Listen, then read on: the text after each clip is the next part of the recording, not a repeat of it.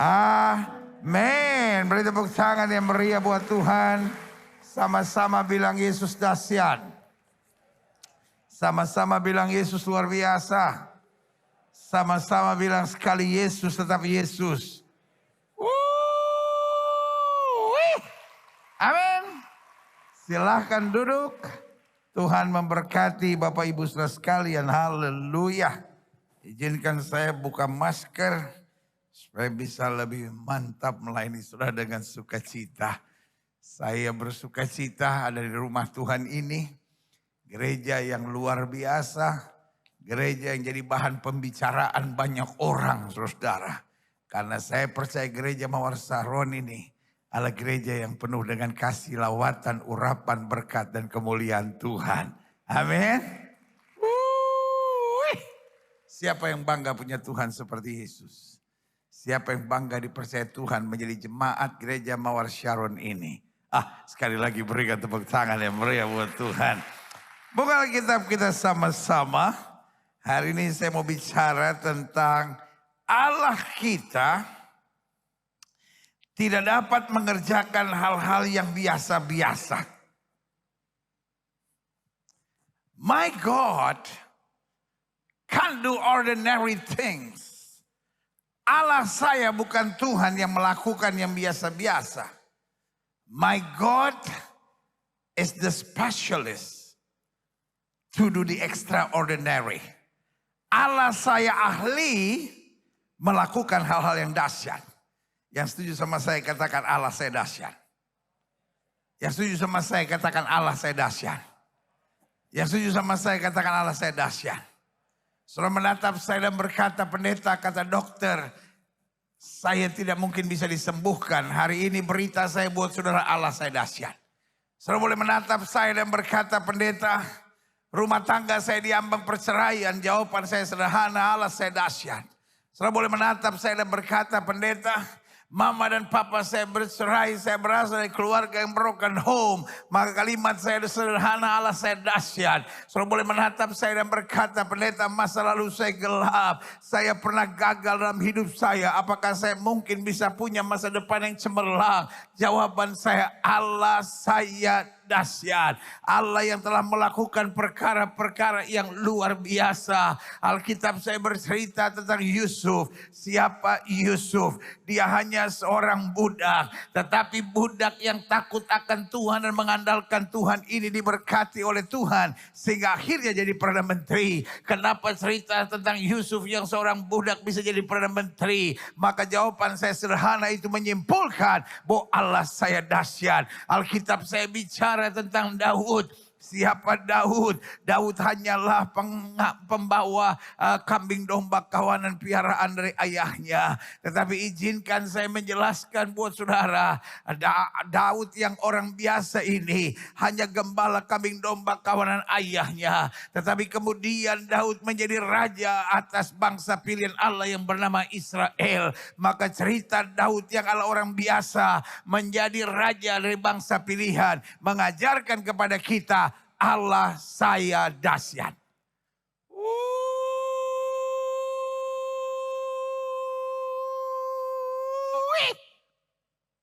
Amin. Sama-sama bilang Allah saya dahsyat. Buka Alkitab kita sama-sama. Klik. Kejadian pasal 11. Ayat yang ke-10 sampai ayat yang ke-26. Kejadian 11 ayat 20 sampai ayat yang ke-10 sampai ayat 26. Demikian firman Tuhan, inilah keturunan Sem. Dikatakan, inilah keturunan Sem. Setelah Sem berumur 100 tahun, ia memperanakan Arpaksyad 2 tahun setelah air bah itu. Sem masih hidup 500 tahun. Setelah ia memperanakan Arpaksyad, dan ia memperanakan anak lelaki dan perempuan. Setelah Arpaksyad hidup 35 tahun, ia memperanakan Sela, ayat 13. Arpaksyad masih hidup 403 tahun setelah ia memperanakan Sela. Dan ia memperanakan anak lelaki dan perempuan. Setelah Sela hidup 30 tahun, ia memperanakan Eber. Sela masih hidup 403 tahun setelah ia memperanakan Eber. Dan ia memperanakan anak-anak lelaki dan perempuan. Ayat 16. Setelah Eber hidup 34 tahun ia memperanakan Peleg. Eber masih hidup 430 tahun setelah ia memperanakan Peleg. Dan ia memperanakan anak lelaki dan perempuan. Setelah Peleg hidup 30 tahun ia memperanakan Rehu. Ayat yang ke-19. Peleg masih hidup 209 tahun setelah ia memperanakan Rehu. Dan ia memperanakan anak-anak lelaki dan perempuan. Setelah Rehu hidup 32 tahun ia memperanakan Serug. Rehu masih hidup 207 tahun setelah ia memperanakan Serug. Dan ia memperanakan anak lelaki dan perempuan. Ayat 22. Setelah Serug hidup 30 tahun ia memperanakan Nahor. Serug masih hidup 200 tahun setelah ia memperanakan Nahor. Dan ia memperanakan anak lelaki dan perempuan. Setelah Nahor hidup 29 tahun ia memperanakan Terah. Nahor masih hidup 119 tahun setelah ia memperanakan Terah dan ia memperanakan lelaki dan perempuan. Setelah Terah hidup 70 tahun ia memperanakan Abram, Nahor, dan Haran. Klik. Nah, saudaraku yang kekasih dalam Tuhan. Ini adalah bagian ayat firman Tuhan yang paling membosankan. Kalau saudara baca ayat ini, saudara akan menatap saya dan berkata, di dalam ibadah yang hebat seperti sore hari ini, yang dihadiri oleh ribuan orang, ngapain pendeta ini membacakan ayat, ini memperanakan ini memperanakan ini memperanakan ini. Sudah jauh, biar dia beranak-beranak, sudah gak bikin pusing kita. Tetapi beberapa hal kita catat di sini. Di awal kita baca cerita tentang air bah.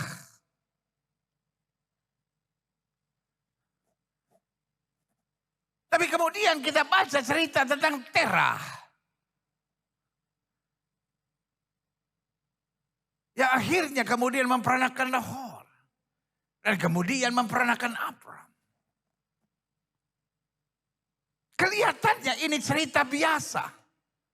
Tidak ada sesuatu yang aneh, tidak ada sesuatu yang dahsyat. Tapi itulah Allah yang kita sembah.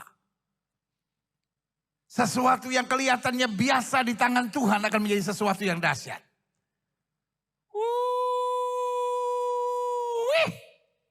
Sama-sama bilang sama saya, sesuatu yang biasa di tangan Tuhan akan menjadi dahsyat. Saya mengerti kita adalah orang-orang biasa dengan berbagai kekurangan dan kelemahan. Siapa yang kenal Peleg? Siapa yang kenal Serug? Siapa yang kenal Arpaksad? Nama-nama ini asing meskipun kita sudah bertobat mungkin puluhan tahun. Kalau ada orang yang ditanya, lu kenal Serug enggak? Serug. Sebagian sudah berkata, ini juga baru sore hari ini saya baca ke Serug, Arpaksad.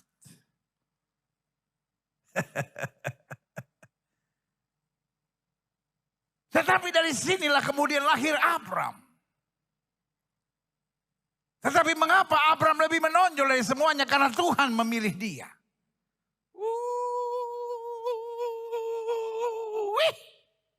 Sama-sama bilang sama saya, yang pilih saya adalah Tuhan. Sama-sama bilang sama saya, yang pilih saya adalah Tuhan. Banyak masalah. Saya lihat saudara ngeliatin saya. Berat beban hidup saudara. Sama-sama bilang sama saya, yang pilih saya adalah Tuhan.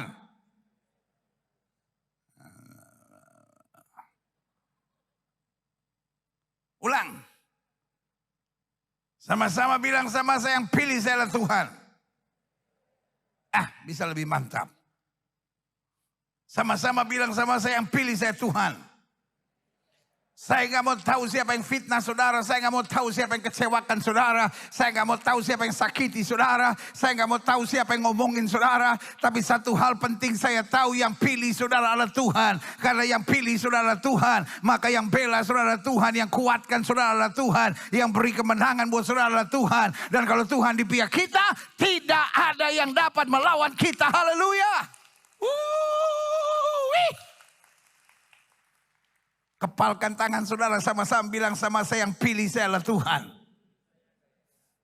Saudara-saudara yang kata dokter kau harus minum obat seumur hidup. Saudara-saudara yang badai sedang menghantam ekonomi saudara. Saudara-saudara yang masa muda saudara sedang digoncang oleh masalah. Saudara-saudara yang mungkin rumah tangga saudara diambang perceraian. Kuatkan hati saudara dengan tegar hari ini dan berkata, yang pilih saya adalah Tuhan. Saya akan hadapi setiap masalah. Dan Allah saya akan melakukan perbuatan-perbuatan yang dahsyat dan luar biasa. Yang setuju berikan tepuk tangan yang meriah.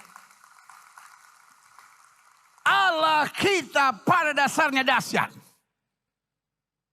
Sesuatu yang biasa sekalipun, waktu kita libatkan Tuhan, akan menjadi sesuatu yang luar biasa. Amin. Saya pelajari selanjutnya, klik.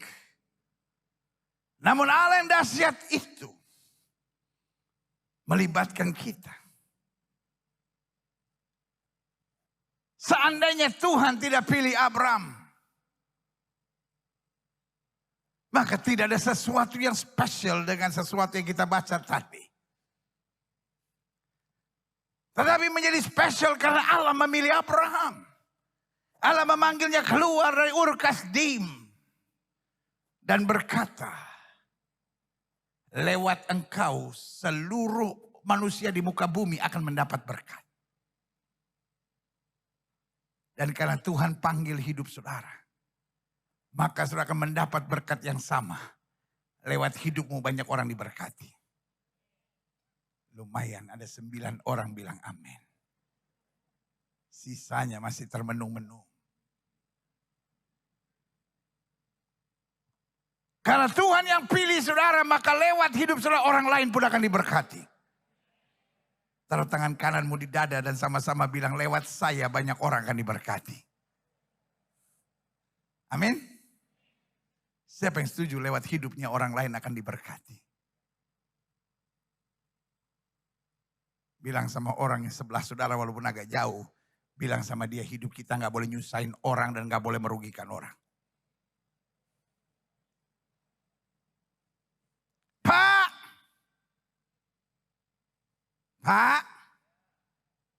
Pak, Bu,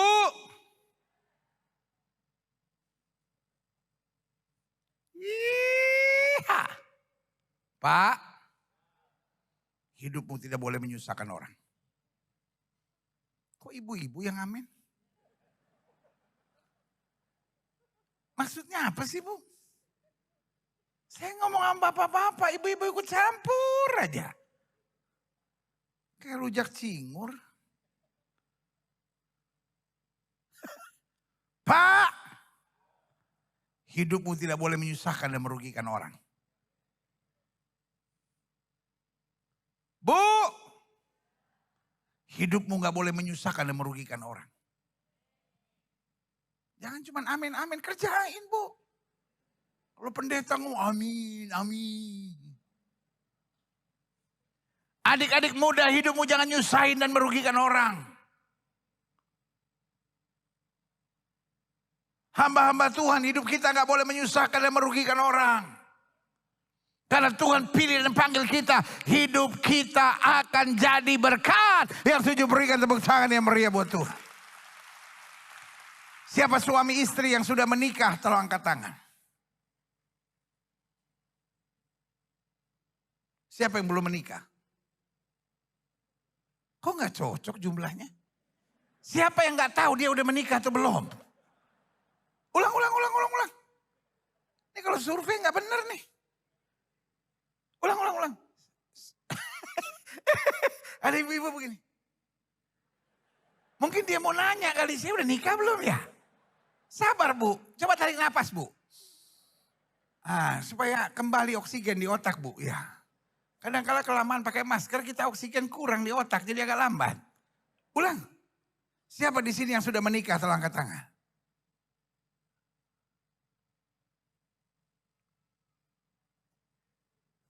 Oke. Siapa yang belum menikah? Kok kurang? Oke, tarik napas. Ya. Udah sadar? Ulang lagi. Siapa yang sudah menikah? Nah, ini kok tambah banyak ya. Rupanya tadi dia belum sadar. Siapa yang belum menikah? Ah, ini baru cocok ini.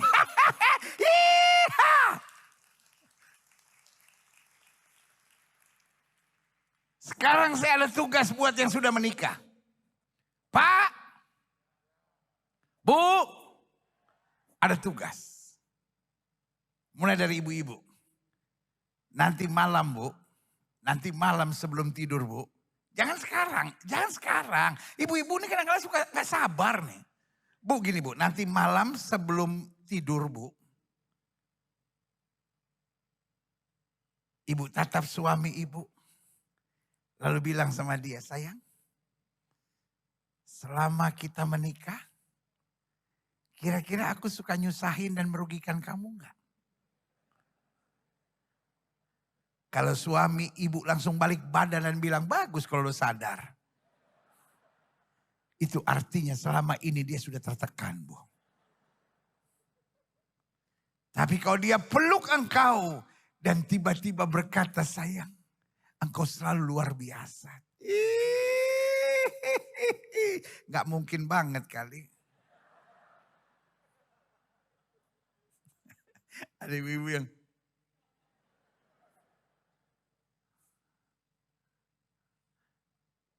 kalau tiba-tiba suamimu mengelus keningmu dan berkata, sayang, engkau selalu berarti dan luar biasa bagi aku. Aduh.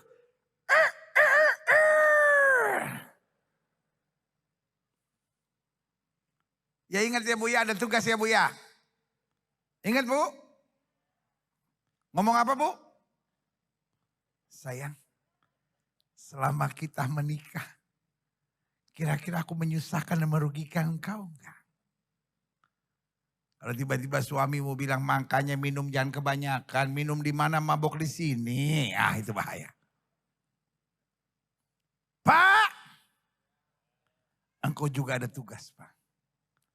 Peluk istrimu dan berkata, sayang, aku juga mau tanya sesuatu. Adakah selama kita menikah aku merugikan dan menyusahkan engkau? Biasanya istri gak menjawab. Dia hanya menangis. Terima kasih Tuhan. Terima kasih Tuhan. Untung tadi sore Gilbert khotbah dan dia dengar.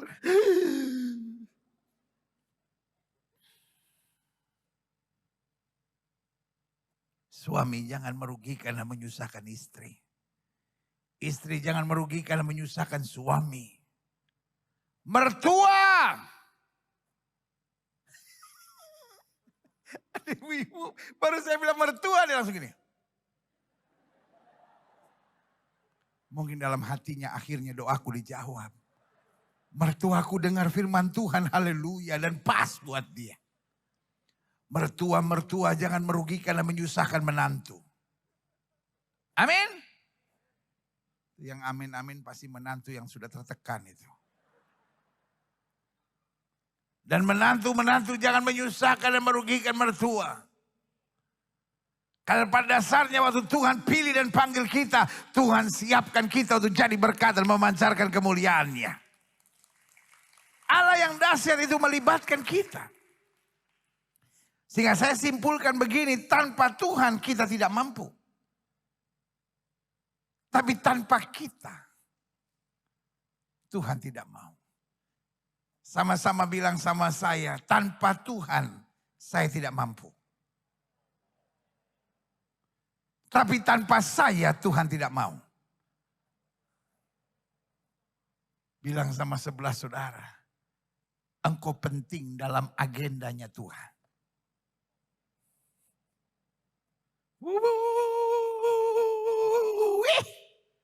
Amin. Betul engkau ada tantangan, betul engkau ada pergumulan, betul ada badai menerpa hidupmu. But you are important in God's image. Engkau penting dalam image-nya Tuhan. Karena Tuhan sedang mempersiapkan engkau untuk hal-hal yang dahsyat dan luar biasa. Setan sedang berkata, engkau banyak masalah. Setan sedang berkata, engkau banyak persoalan. Supaya hidupmu hanya tertekan, hidupmu hanya panik, hidupmu hanya kecewa, hidupmu hanya pusing dengan berbagai persoalan. Supaya engkau tidak menyadari bahwa you are important in God's plan. Karena pada dasarnya engkau penting dalam rencana-rencana Tuhan. Tanpa Tuhan kita memang tidak mampu. Tapi tanpa kita Tuhan tidak mau. Tuhan memilih hidupmu. Taruh tangan kananmu di dada dan bilang, Tuhan pilih saya. Sama-sama bilang, Tuhan pilih saya. Berarti you have to be serious. Siapapun saudara, saya nggak mau tahu engkau kaya atau miskin. Engkau orang terpandang atau orang biasa. Engkau punya latar belakang pendidikan yang hebat atau engkau punya latar belakang pendidikan yang biasa. Engkau punya masa lalu yang gelap atau engkau punya masa lalu yang baik. Tapi ketika Tuhan pilih saudara, Tuhan persiapkan sesuatu yang dahsyat dalam hidupmu. Yang setuju berikan tepuk tangan yang meriah buat Tuhan. Nah, saya pelajari selanjutnya. Syarat bisa terlibat dalam kedahsyatan Tuhan yang pertama. Bukan kau harus hebat. Bukan kau harus sempurna. Bukan kau harus tanpa kekurangan dan kelemahan. Tapi syarat yang pertama, engkau harus berserah kepada Tuhan. Sama-sama bilang sama saya harus berserah kepada Tuhan. Sama-sama bilang sama saya harus berserah kepada Tuhan. Alkitab saya bicara tentang Sadrak Mesak Abednego. Siapa itu Sadrak Mesak dan Abednego? Adalah orang-orang muda biasa yang ada di tanah Babel. Dan saudaraku yang kekasih dalam Tuhan, lewat rekayasa banyak orang, akhirnya dia diperhadapkan pada raja untuk dibuang ke dapur api yang dipanaskan 7 kali lipat. Tetapi raja lihat kebaikan hati mereka selama ini. Akhirnya raja memberi kesempatan dan berkata, karena aku mengenal kalian dengan baik dan kalian adalah orang-orang terpandang di tempat ini, maka izinkan aku memberikan sebuah syarat bagimu. Aku akan memberi kesempatan bagimu untuk berbalik dari jalan-jalanmu yang menurut kami salah. Jika engkau dengar bunyi-bunyian dan engkau mau berbalik dari Allahmu yang hidup, maka kamu akan selamat. Tetapi kalau tidak, maka engkau akan dilempar ke dapur api yang dipanaskan 7 kali lipat. Raja berkemurahan untuk memberikan kelegaan bagi Sadrak, Mesak dan Abednego. Tetapi karena Sadrak, Mesak dan Abednego punya komitmen yang kuat dengan Tuhan,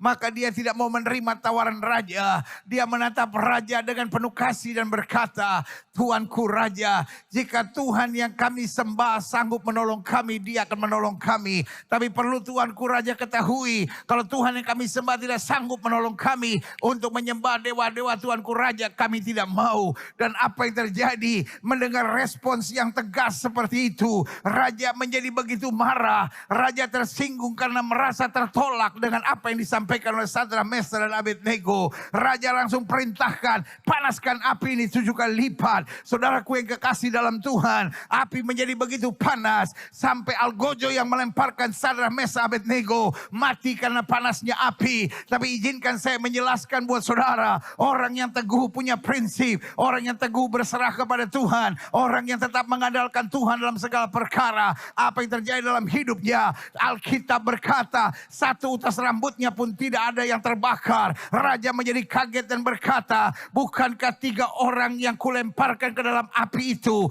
Tetapi kenapa sekarang ada 4? Jawabannya sederhana, orang-orang yang berserah kepada Tuhan bisa saja disakiti, bisa saja dilukai, tetapi akan berdiri tegak dan melihat kemuliaan Allah dinyatakan. Haleluya.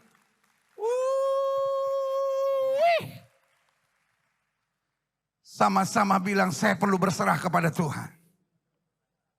Sama-sama bilang sama saya perlu berserah kepada Tuhan. Saudara-saudara yang sedang merasa jenuh dalam hidupmu. Saudara-saudara yang sedang merasa lelah dalam hidupmu. Saudara-saudara yang berkata, pendeta, kapan badai ini selesai, harus saya lewati dalam hidup saya. Persoalan satu belum selesai, persoalan lain lagi datang dalam hidup saya. Sementara saya punya mimpi besar dalam hidup saya. Hari ini saya mau bilang sama saudara, berjuang itu harus, berjuang itu perlu, berjuang itu memang bagian yang tak terpisahkan. Tetapi jangan lupa, tetap berserah kepada Tuhan dan andalkan Tuhan. Maka apa yang tidak pernah kita pikirkan, itu Tuhan sediakan buat saya. Yang kedua, apa syarat bisa terlibat dalam kedahsyatan Tuhan? Ingatlah Tuhan memakai orang biasa. Ingatlah Tuhan melibatkan biasa untuk melakukan hal-hal yang dahsyat dan luar biasa. Yang pertama, kita harus berserah penuh pada Tuhan. Dan yang kedua, kita harus siap dibentuk dan diproses Tuhan. Makanya Alkitab bilang, barang siapa aku kasih, aku hajar dan aku tegur. Relakan dirimu dan bertobatlah. Sebagian kita kadang-kala punya pertanyaan. Kalau Tuhan betul mengasihi saya, kenapa saya dikhianati? Kalau Tuhan betul mengasihi saya, kenapa saya sampai ditipu besar-besaran? Saya sampai rugi 15 M, pendeta. Sebagian berkata, sampai rumah saya harus disita oleh bank. Sebagian berkata, sampai saya harus jual 2 mobil kesayangan saya. Sebagian berkata, saya kehilangan 3 perusahaan yang saya bangun dengan darah dan air mata saya. Tapi izinkan saya mengingatkan buat saudara, keadaan yang sukar yang kita lewati, itu bukan tanda Tuhan tidak pelihara kita. Bukan tanda Tuhan tidak bela kita. Bukan tanda Tuhan tidak menjawab doa kita. Mungkin ada suara iblis mengintimidasi hidupmu dan berkata, where are God that you serve? Di mana Allah yang kau layani? Di mana Allah yang kau sembah? Di mana Allah yang selama ini kau berlaku setia kepadanya? Iblis akan menanamkan kekecewaan, kepahitan dalam hidupmu. Tapi izinkan saya mengingatkan buat saudara, bahwa setiap mereka yang mau dipakai oleh Tuhan, setiap mereka yang mau melihat perkara-perkara dahsyat dan luar biasa, akan diproses Tuhan, akan dibentuk Tuhan. Dan itu sebabnya Ayub berkata, ketika aku keluar dari dapur pengujianmu, aku keluar sebagai emas murni yang tak bercacat. Berikan tepuk tangan yang meriah buat Tuhan. Sama-sama bilang sama saya siap diproses Tuhan. Sama-sama bilang sama saya siap diproses Tuhan. Siapa yang siap diproses Tuhan? Wow. Itulah Kristen yang sejati. Tidak ada berkat, tidak ada mujizat, tidak ada kemuliaan Tuhan sampai proses berlaku. Tapi tidak pernah ada proses yang tidak berakhir dengan kemuliaan dan kuasa Tuhan yang sempurna. Berikan tepuk tangan yang meriah. Berarti kalau engkau sedang diproses oleh Tuhan hari-hari ini, mungkin proses itu bernama kegagalan, mungkin proses itu bernama kepahitan, mungkin proses itu bernama dilukai, disakiti, dikhianati. Tapi tegar berdiri, jangan benci siapapun. Jangan berusaha membalas yang jahat dengan yang jahat sambil berkata, saya udah gak kuat pendeta. Betul kata Alkitab, kita harus mendoakan musuh. Tapi saya juga mendoakan Tuhan maksudnya ampuni. Ambil nyawanya Tuhan, saya udah gak tahan.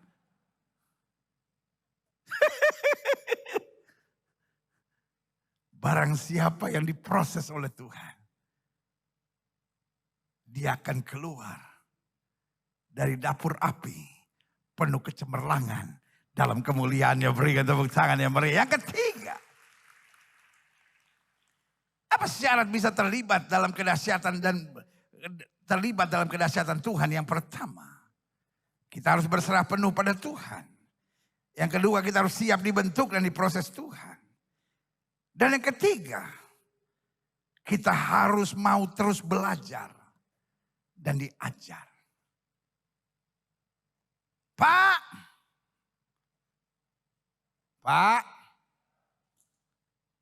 life is a learning journey. Hidup adalah perjalanan pelajaran. Tergantung bagaimana kita melihatnya, Pak. Mungkin sebagian saudara merasa dikhianati. Mungkin sebagian saudara merasa ditipu. Mungkin sebagian saudara merasa dimakan teman sendiri.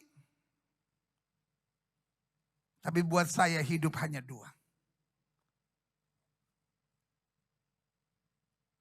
Yang pertama bernama mujizat. Yang kedua bernama pelajaran. Amin. Bu. Ibu. Bu. Bu.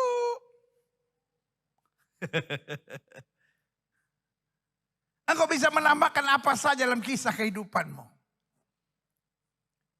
Engkau bisa saja menamakan, dilukai, disakiti, dikecewakan. Tapi bagi saya hidup hanya dua, Bu. Mujizat atau pelajaran. Adik-adik muda, engkau bisa menamakan apa saja hidupmu. Bisa bernama badai.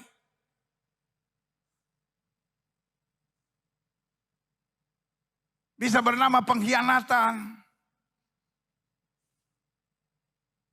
Bisa bernama luka. Tidak sedikit anak-anak muda sekarang yang apa-apa overthinking. Apa-apa overthinking. Sehingga hidup makin stres. Sebentar-bentar, aduh gue butuh healing nih.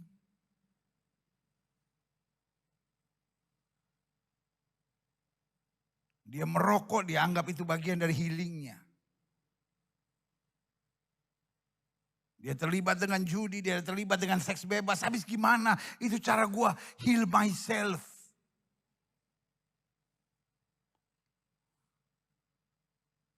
Tapi hari ini buat adik-adik muda, saya ingatkan buat saudara, hidup itu hanya dua. Yang pertama bernama mujizat. Dan yang kedua bernama pelajaran. Kalau doa kita dijawab. Kalau apa yang kita harapkan terjadi, itu yang saya beri nama mujizat. Itu bukan tanda kau hebat. Itu bukan tanda kau laki. Itu bukan tanda engkau mendapat sesuatu yang baik. Itu bukan berarti takdirmu bagus. Tapi apa yang kau harapkan, apa yang kau cita-citakan, apa yang kau doakan bisa terjadi, itu namanya apa?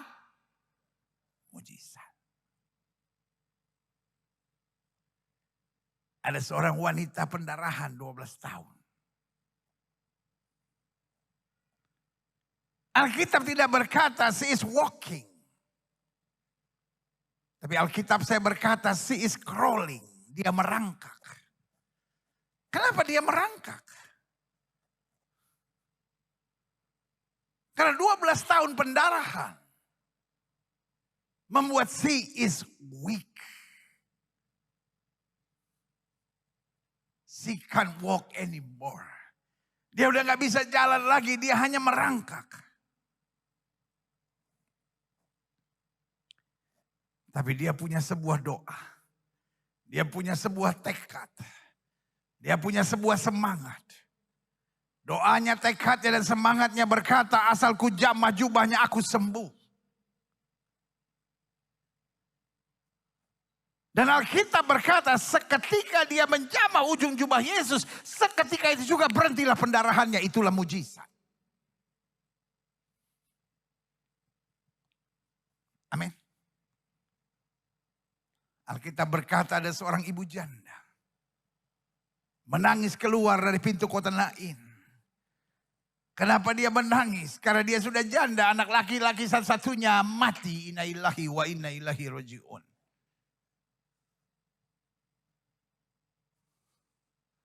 Semua orang yang lewat pasti akan berkata, aduh kasihannya.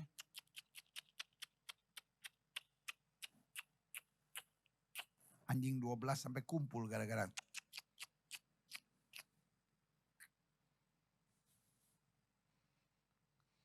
Tetapi waktu dia ketemu rombongan Yesus, reaksinya sangat berbeda. Dia bilang, ibu jangan menangis.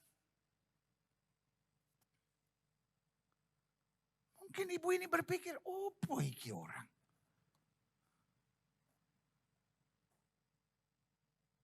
Anak muda model apa ini? Sorry ya. Yesus zaman itu kan keren kan. Rambut agak panjang gitu kan. Holven. Tahu Holven? Berombak gitu. Mata biru. Tiba-tiba bilang, ibu jangan menangis.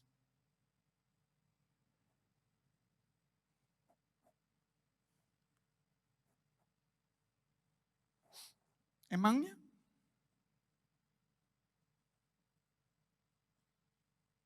Ibu ini pikir mungkin ibu. Manusia ujuk-ujuk dari mana nih datang tiba-tiba menyapa jangan menangis. Emang dia gak tahu persoalan saya besar. Kan ada banyak orang gitu kan. Kalau dibilang ayo beriman, ayo percaya. Enak aja para pendeta cuma beriman, percaya. Dia gak tahu bisa Nabi menyakitkan. Tapi Yesus Tuhan kita bertanggung jawab, berikan tepuk tangan yang meriah buat Tuhan. Ibu ini acuhkan begitu saja. Tapi Yesus menyentuh pengusung mayat sambil berkata berhenti. Pengusung mayat ini juga bingung. Mungkin dia coba menjelaskan kepada Yesus. Ini bukan hanya sakit, ini bukan hanya koma. Ini udah titik.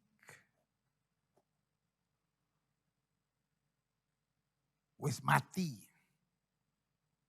Is dead.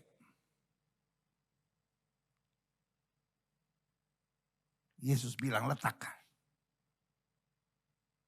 Tiba-tiba sesuatu yang aneh terjadi. Yesus tiba-tiba bicara sama mayat itu dan berkata, "Hei anak muda, aku berkata kepadamu bangkitlah." Dan Alkitab berkata, anak muda itu bangkit. Kasih tepuk tangan dulu yang meriah buat Tuhan.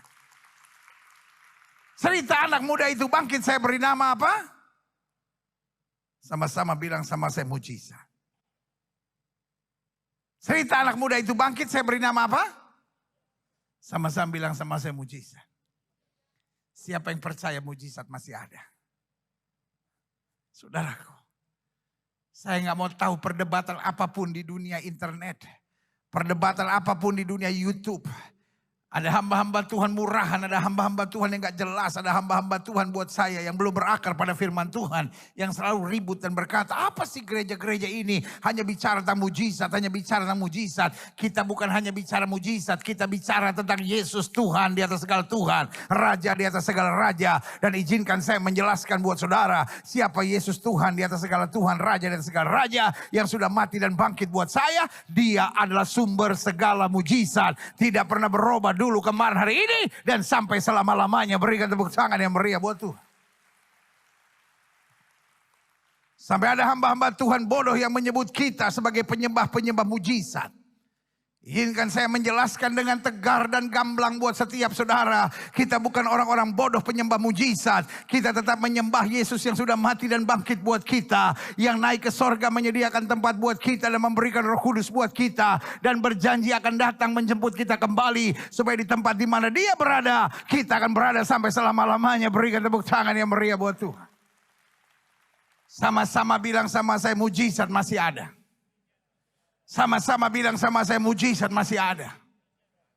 Dan ketika doa kita tidak dijawab, orang-orang norak kampungan itu akan menyerang saudara sambil berkata, mana Tuhanmu? Mana Tuhanmu? Aku berdoa mujizat belum terjadi. Hidup ini hanya bicara dua kawan. Kalau mujizat tidak terjadi, maka Tuhan sediakan pelajaran buat kita. Dan pelajaran-pelajaran kehidupan bukan berarti Tuhan tidak buat mujizat. Tapi pelajaran-pelajaran kehidupan untuk menguatkan kita lebih dahsyat lagi. Menuntun kita pada mujizat yang lebih luar biasa lagi. Berikan tepuk tangan yang meriah. Kalau doamu belum dijawab. Engkau sakit dan kau belum disembuhkan. Engkau sudah 12 kali operasi tetapi penyakit itu masih belum sembuh. Harapan kita hari ini sederhana. Bahwa dia bukan Tuhan yang meninggalkan dan mengecewakan kita. Kalimat saya buat saudara sederhana. Tetap bangkit, tetap percaya. Di depan saudara hari depan yang penuh harapan. Selama kau tidak miring ke kiri maupun miring ke kanan. Hidupmu akan diberkati. Engkau tidak akan turun tapi naik. Tidak akan menjadi ekor, dipimpin menjadi kepala. Yang setuju katakan mujizat masih ada. Bu, mujizat masih ada. Bu, mujizat masih ada. Amin ke apa ke? Orang udah panggil-panggil, Bu, mujizat masih ada. Bu, mujizat masih ada. Bu,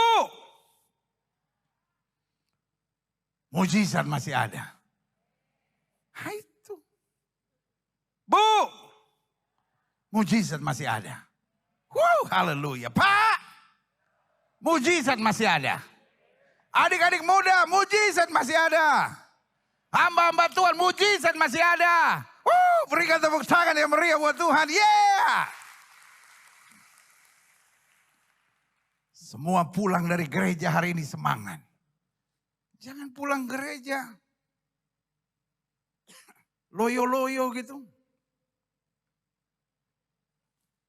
Gilbert yang khotbah tadi.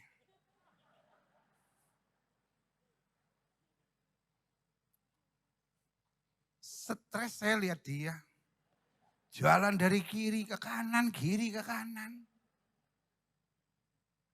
Saya tahu kenapa saya kalau khotbah jalan dari kiri ke kanan. Masalahnya saudara pakai masker.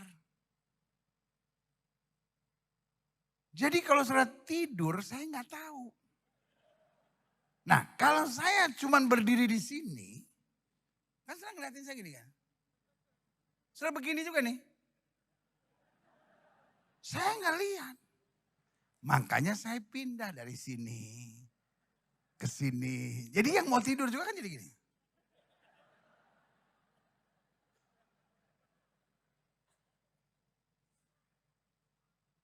Jangan ada satu orang pun yang pulang gereja.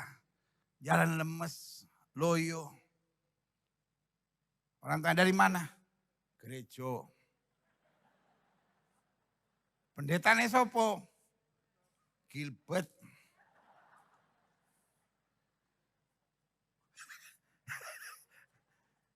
Saya punya teman namanya Daud Tony.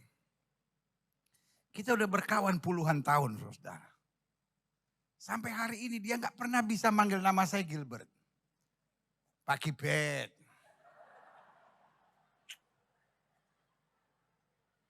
Saya punya nama baru. Pak Gilbert. Ya udah saya pasrah saja. Karena saya juga perhatikan dia punya wawancara. Sama pendeta satu lagi dari GSJS namanya Michael Gunawan. Dan itu pun dia robah namanya jadi Michael. Ya Michael, bagaimana Michael? Dalam hati saya rasanya tuh orang namanya Michael deh. Berubah jadi Michael. Jadi kalau Gilbert berubah menjadi Gilbert, ya gak apa-apa lah udah. Memang nasib sudah. Jangan ada yang pulang gereja lemas-lemas begitu. Dari mana? Gereja. Pengkhotbahnya sopo? Gilbert. Gimana? Pusing aku. Setiap saudara pulang gereja semangat. Orang tanya dari mana? Gereja. Haleluya, Tuhan Yesus dahsyat. Kenapa kamu begitu semangat? Karena mujizat masih ada. Haleluya.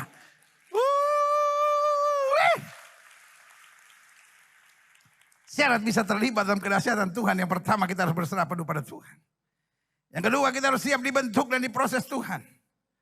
Yang ketiga kita harus mau terus belajar dan diajar. Waktu kita disakiti kita belajar.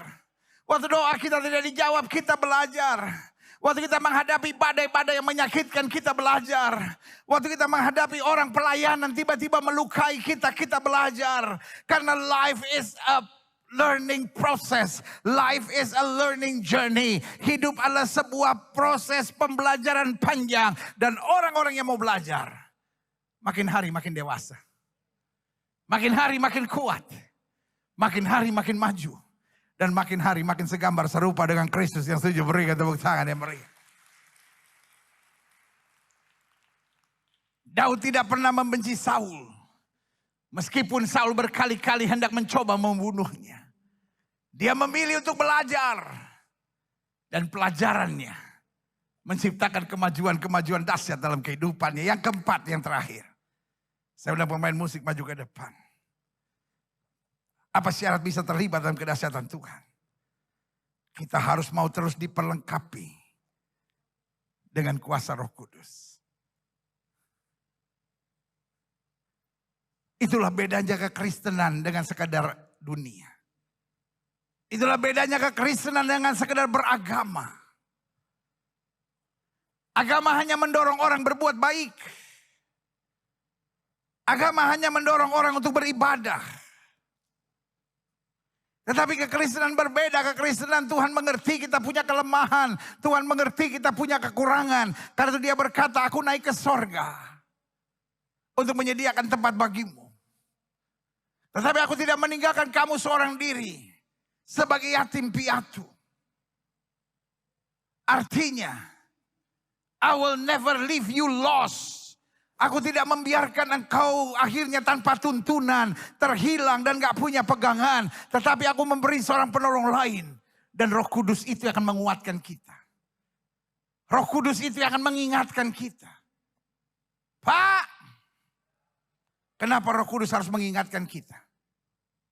Karena engkau banyak lupa, Pak. Kadang-kadang engkau sudah menikah aja lupa, udah menikah. Cari perempuan lagi, astaga. Bu, engkau suka lupa, Bu. Bongko anak Tuhan. Sehingga kalau engkau cerewet, astaga. Knalpot motor aja kalah, Bu, bunyinya, Bu. Retetetetetetetetetetet. Sampai setan aja bilang, aduh untung bini gue gak kayak dia. Adik-adik muda kadang-kadang kau lupa. Sehingga belum menikah tapi udah lakukan hubungan seks sebelum nikah. Kadang-kadang kita lupa Tuhan kita hebat, dahsyat dan luar biasa. Kita panik. Kita khawatir. Kita bingung seperti orang yang tidak mengenal Tuhan. Itu sebabnya. Siapa yang bisa melihat kedahsyatan Tuhan? Orang-orang biasa seperti kita. Tapi berserah penuh pada Tuhan. Orang-orang biasa seperti kita. Tapi mau diproses, mau dibentuk oleh Tuhan. Untuk makin hari makin indah. Orang-orang biasa seperti kita. Tapi mau terus belajar, diajar. Supaya akhirnya jangan jadi Kristen yang kurang ajar, saudara. Iya dong. Kalau kita udah bertobat lahir baru.